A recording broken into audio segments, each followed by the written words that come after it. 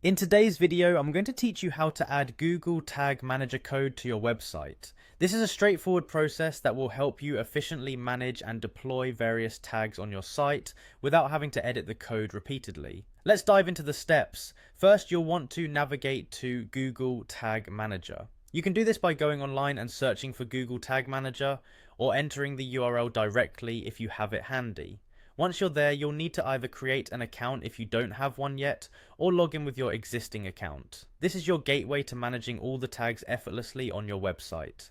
Inside Google Tag Manager, the next step is to create a new container, which is essentially a workspace for your tags.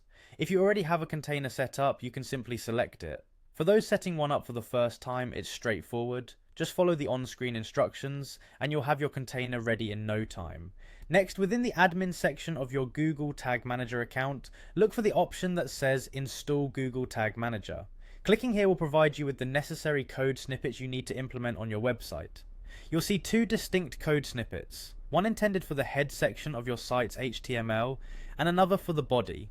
It's important to note how they differ in placement, which ensures that Google Tag Manager functions optimally on your site. Now you need to access the HTML code of your website pages. If you're using a content management system like WordPress, there are specific places within your theme where you can insert code.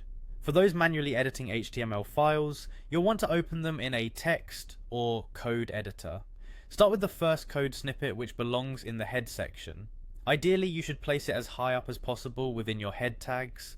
This generally means right after the opening head tag to ensure it loads early on when the page is accessed. The second snippet goes in the body of your HTML, and it should be placed immediately after the opening body tag. This placement ensures that your tags can be effectively managed and fired as intended.